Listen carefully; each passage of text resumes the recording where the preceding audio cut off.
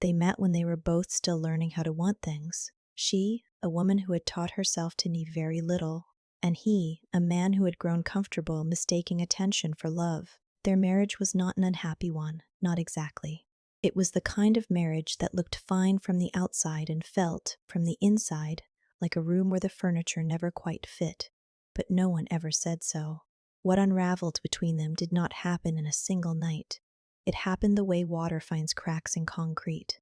Slowly, quietly, then all at once. And the damage, when it finally became visible, had already been done for years. The kitchen in their apartment on Birchmore Avenue had a window that faced east. And every morning Nora stood at that window with her coffee and watched the light come in sideways across the counter. It was the kind of ritual that meant nothing, and somehow meant everything.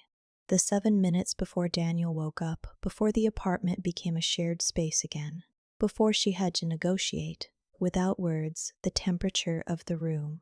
They had been married for 4 years when the story properly begins, though the beginning of anything is always debatable.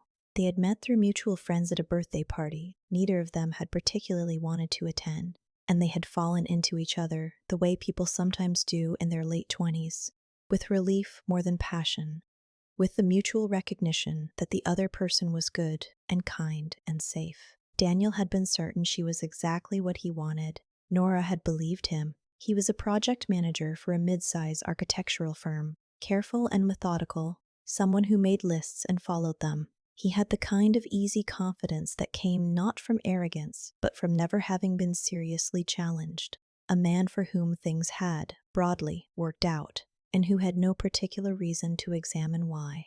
He loved Nora in the way he loved the apartment, genuinely, but without thinking much about it. Nora was a book editor.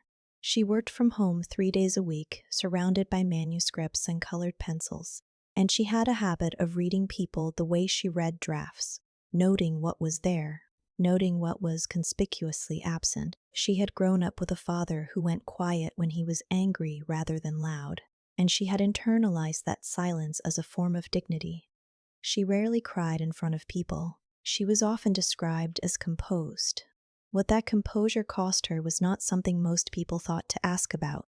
On a Tuesday in October, a day with no particular significance, Daniel came home late from work and found her at the table with her laptop, take-out containers from the Thai place on the corner, and a half-drunk glass of white wine. "You didn't call," she said without looking up. "I texted. You texted at 7:30 that you were leaving. It's 9. He hung his jacket on the hook by the door, the same hook he always used, and came to stand at the edge of the table. There was a thing with Marcus about the Hartwell proposal. It ran long. "Okay," she said. She closed the laptop. She asked him if he was hungry. He said not really. She wrapped the leftover pad dye and put it in the refrigerator, and when she came back, he was already on the couch with his phone, scrolling something she didn't ask about. They watched 40 minutes of a documentary neither of them was particularly following, and then she said she was going to read, and he said he'd be in soon. She lay in bed for a while with a manuscript on her chest, not reading, just listening to the particular quiet of a house with 2 people in it who are not quite speaking. He did come to bed eventually.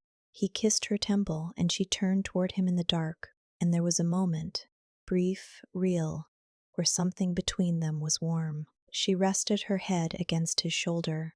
"How was your day?" he asked quietly. Belatedly. "Fine," she said. "Long. Good long? Or just long?" "Just long." A pause. "I talked to Claire. She and Owen are doing that thing in Portugal in March." "The villa thing?" "Yeah." Silence. His breathing slowed toward sleep. Nora lay still and looked at the ceiling and thought, not for the first time, about the difference between being with someone and simply being near them. She didn't say it. She almost never said things like that. Instead, she reached over in the dark and turned off her bedside lamp, and the room went fully quiet. And the apartment held them both the way any space holds the things placed inside it, without a judgment, without opinion, without the faintest idea that any of it matters. It was Marcus who first noticed that Daniel had a tendency to perform, not dishonestly, Daniel wasn't a liar in any meaningful sense, but there was something in the way he operated in rooms, the way he held a conversation, that suggested he was always at some level aware of an audience. He told stories well. He read humor correctly. He knew when to lean in and when to step back, and he rarely said the wrong thing. Nora had loved this about him once. She had mistaken it for emotional intelligence. They went to Owen and Claire's for dinner in November, and Daniel spent most of the evening in the kitchen with Owen talking about the Hartwell project, while Nora sat on the back porch with Claire, drinking wine and letting the conversation settle into something slower and more honest. "You seem tired," Claire said. She was the kind of friend who said these things without making them into a crisis. "I am tired," Nora said. "Work has been—" "Not work tired," Claire said. Nora looked at her glass. "I don't know what I am." Inside, they could hear Daniel laughing at something Owen had said. It was a good laugh, generous, full. He was at his best in other people's houses, Nora thought. More present somehow, more attentive. As if witnesses brought out something in him that solitude between them could not. "He loves you," Claire said, which was not exactly a response to anything Nora had said, and which was, Nora thought, exactly the problem. Love, as it turned out, was not the question. Love had never been in dispute. The following week, Nora found herself sitting across from a manuscript she'd been editing for 3 months. A novel about a woman who spent 20 years interpreting everyone else's emotions while systematically ignoring her own, and she had the quiet, disorienting experience of recognizing herself in a character she had not written and did not admire. She set down the pencil. She sat very still for a long moment. Then she picked the pencil back up and kept working. In December, Daniel's former colleague Renata transferred to the city office. He mentioned it the way people mention things that are not supposed to matter, briefly, at the end of a longer conversation about something else. Nora filed it away the way she filed most things, quietly, in a drawer she didn't make a habit of opening. But she noticed in the weeks that followed the faint uptick in his energy after certain days. The way he showered before dinner instead of after. The way his phone, which had always lived on the counter, now traveled with him from room to room. She didn't confront him. It wasn't her style. She watched the way she always watched, and what she felt was not rage. It was something more patient and more devastating than rage. It was recognition. One evening in January, she was sitting at the kitchen table with the manuscript and her colored pencils when Daniel came in from the hallway and paused, looking at her. And she looked up, and something in his expression shifted. Something careful moved through it. And she thought with a strange, hollow clarity, "He knows that I know, and he's going to wait to see what I do." They looked at each other for 3 full seconds. Then he asked if she wanted tea. "Sure," she said. He put the kettle on. She returned to the manuscript.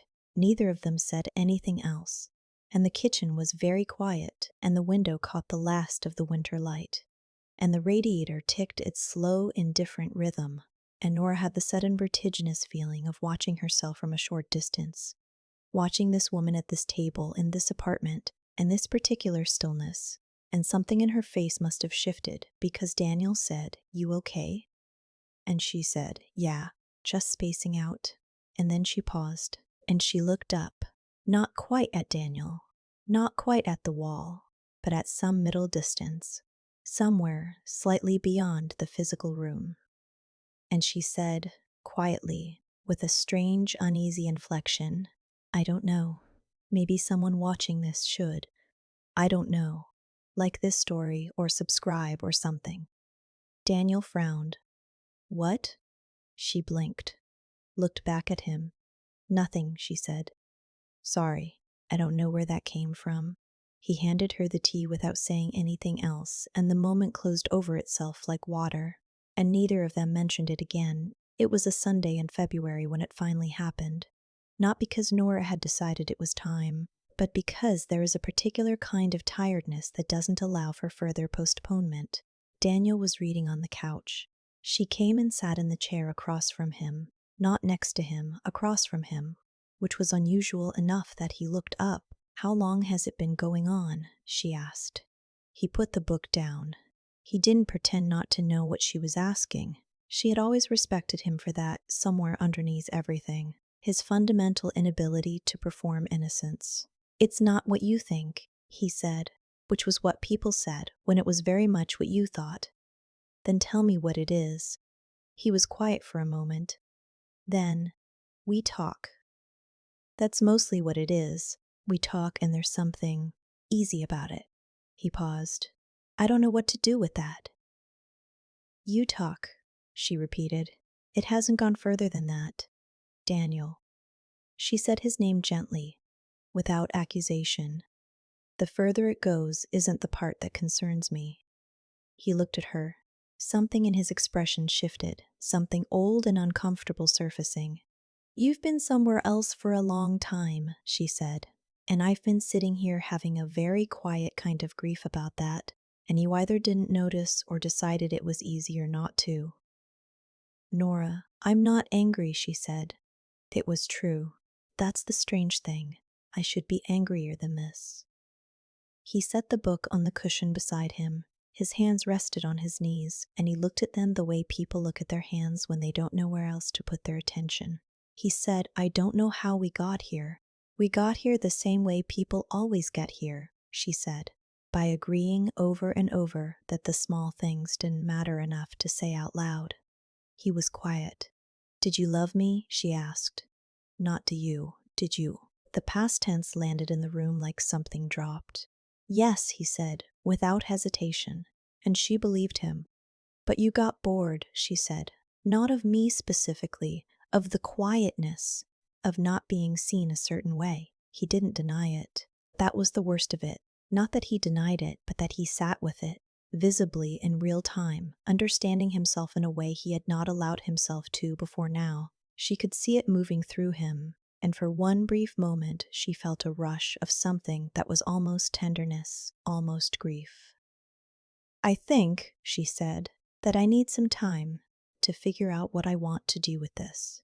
"What does that mean?"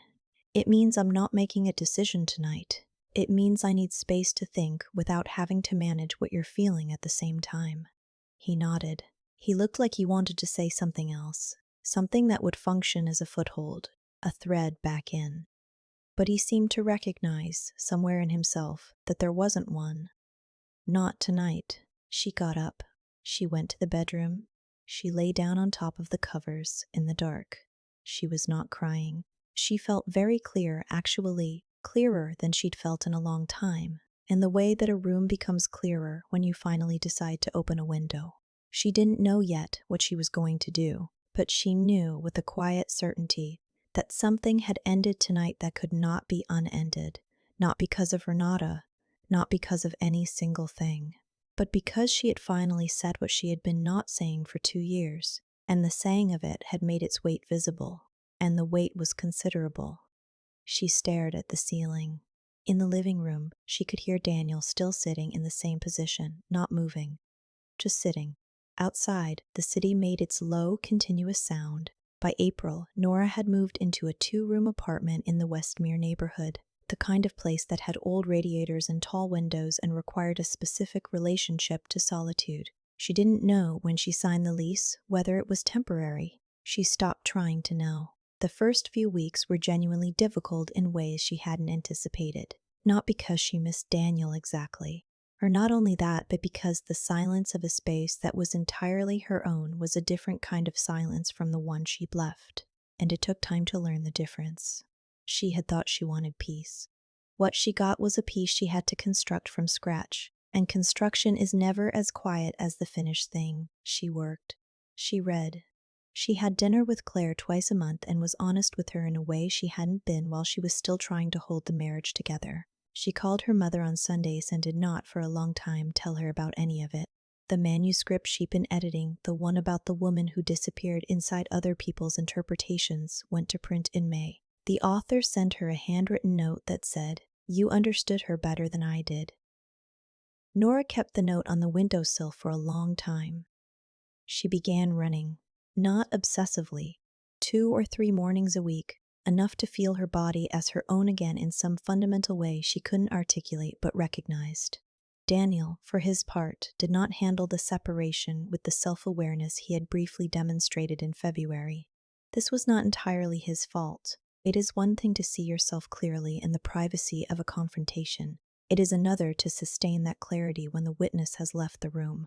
By May, he had convinced himself, through a gradual and almost archaeological process of revision, that Nora had been distant first, that the drift had been mutual, that she had never fully let him in. There was enough truth in each of these things to make the larger architecture feel stable. He and Renata did not become what he had hoped they would become, which surprised him in the way that consequences sometimes surprise even people who saw them coming.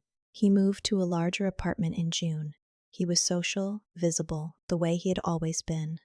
His colleagues thought he was handling it well. He thought he was handling it well. This was not self-deception in any dramatic sense. It was the ordinary human project of building a story about yourself that you can live inside. But at odd moments, on a Tuesday afternoon, or waking too early, or watching someone else's couple argue quietly in a restaurant, something would shift in him. Some brief, uncomfortable light. He had mocked her. That was the part he didn't linger on, but which kept arriving anyway, through unguarded side doors. Not in the marriage, in the year before the marriage, in the bad year when they had separated briefly and she had tried, haltingly, to move on. He had run into her at a party. She'd been with a friend, composed and quiet, and he'd been with Marcus and 2 other colleagues. And he'd been drunk in the specific way that unlocks not cruelty exactly, but carelessness. And he had said in front of all of them, "Look at Nora, still waiting for someone to rescue her. Who would ever marry you, Callahan?" The words had landed to laughter, and he had let them, because he had wanted Marcus and the others to see him as someone who could afford to say things like that, because power, at 28, had seemed to him like the ability to diminish someone without consequence. She had not cried. That was the thing he remembered. She had looked at him for a very long time, and then she had turned and left. And he had not apologized, and they had eventually gotten back together and gotten married, and he had never, in 4 years, said anything about it. He didn't know if she had forgiven it or simply filed it. By September, something in him had shifted, not into guilt exactly, but into a kind of retrospective honesty that was quietly ruinous. He began to understand, slowly and without drama, that he had loved Nora the way he loved himself, selectively and with considerable blind spots. It was not a comfortable understanding. He kept it mostly to himself. The occasion was the kind that shouldn't matter. A mutual friends gallery opening in the Arts District on a Saturday in the following March. Nora almost didn't go. She had developed over the past year a curator's relationship to social events, attending what genuinely interested her, declining what didn't, and feeling almost no guilt about the distinction. But Harriet was an old friend, and the opening was important to her, and Nora had promised. She arrived at 7:30, when the space was already warm and full. Harriet's photographs covered the walls. Large format, unhurried, extraordinarily precise images of empty domestic interiors. Nora stood in front of them for a long time. They were the kind of work that didn't explain itself. She got wine from the far table, spoke to people she knew, moved through the room at her own pace. She wore a dark dress and her hair up, and she looked not different exactly, but settled. There was something in the way she held herself that had changed over the course of the year, some unnecessary scaffolding quietly removed. She had been seeing Elliot Voss for about 5 months. She had not intended to tell anyone until she was certain of what it was, and she still wasn't entirely certain. But she knew that she felt with him, actually seen, in the specific and daily way she had been hungry for without quite knowing it. He was not a dramatic man. He was not particularly interested in being seen himself. He was the kind of person who asked you real questions and then listened to the answers, and Nora had found this, at first, almost difficult to receive. He was not at the gallery tonight. He had a work dinner, and she had told him she'd call after. She was standing with Harriet near the back wall looking at one of the larger photographs when she became aware of Daniel across the room. He was with Marcus. He was wearing a jacket she didn't recognize. He hadn't seen her yet. She felt nothing violent, no spike of adrenaline, no particular dread. Something closer to the mild, clear-eyed experience of recognizing a street you used to live on. Then he turned and saw her. He crossed the room. This she hadn't predicted, that he would cross the room immediately and directly, with no social detour to soften the approach. "Nora," he said. "Hi, Daniel." He looked well, she thought.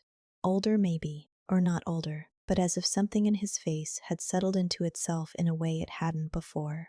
He glanced at Harriet, who excused herself with the elegant neutrality of someone who understood the room. "How are you?" he asked. "Really good," she said, and meant it. He nodded. He looked around at the photographs. "I didn't know you were coming. Harriet's been a friend since grad school." "Right." A pause. "You look well." "Thank you." The silence between them was not uncomfortable exactly. It was the particular silence of two people who shared a specific history and were both, in their own ways, trying to hold it at an accurate distance.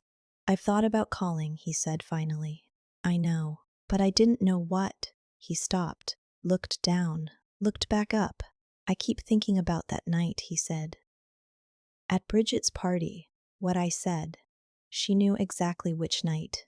She had been waiting, without quite knowing it, for this moment for a long time, and now that it was here, she felt none of the satisfaction she might have expected. "I know," she said again. "I've been trying to figure out why I did that," he said. "And I don't have an answer that isn't embarrassing." He held her gaze steadily, which was, she thought, the least he could do. "I'm sorry, Nora, for that specifically, and for a lot of the other things I didn't say, while it still would have mattered." She looked at him. She was quiet for a moment. Not punishing him, just being honest with herself about what she felt. "I believe you," she said at last. He waited. "And I'm glad you said it." She took a small sip of wine. "But I think I've spent the last year becoming someone who doesn't need that apology anymore," which is strange to say, but true. Something moved through his face. Not devastation. Something quieter than devastation. Something that looked, she thought, like the specific grief of someone finally understanding what they had. "You're happy," he said. It wasn't a question. "I'm getting there," she said. Across the room, Marcus was gesturing in their direction. Daniel glanced over his shoulder, then back at her. He looked, in that moment, exactly like himself, well presented, perceptive, fundamentally alone in a way that had nothing to do with the room he was standing in. "Take care of yourself," Nora said. "You too."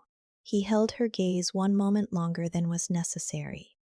Then he nodded, once, a small unperformative gesture, and turned and walked back across the room. Nora stood still for a moment. She looked at the photograph in front of her, a sunlit kitchen, empty, a chair pulled back from the table as if someone had just gotten up. Light coming in sideways. She thought about the mornings at the window on Birchmore Avenue, the coffee, the 7 minutes before the day became shared. She had not known then that she was in the last chapter of something. Nobody ever does. She finished her wine. She found Harriet and told her the photographs were extraordinary and meant it. She spoke to a few more people she liked. At 9:15 she stepped out into the cool, unambiguous night, and she pulled her coat around her, and she took out her phone and dialed. He answered on the second ring. "How was it?" Elliot asked. "Good," she said. "Really good, actually." "How was dinner?" She walked toward the corner. The street was wet from earlier rain, and the lights from the gallery caught the pavement and made it bright. She didn't tell him about Daniel, not because she was hiding it, but because it had already become, in the space of 20 minutes, simply a thing that had happened.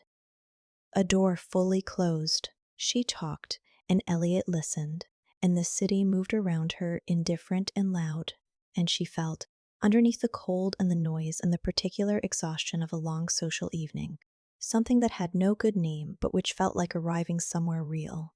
She had been told once that no one would ever marry her. She had never forgotten it.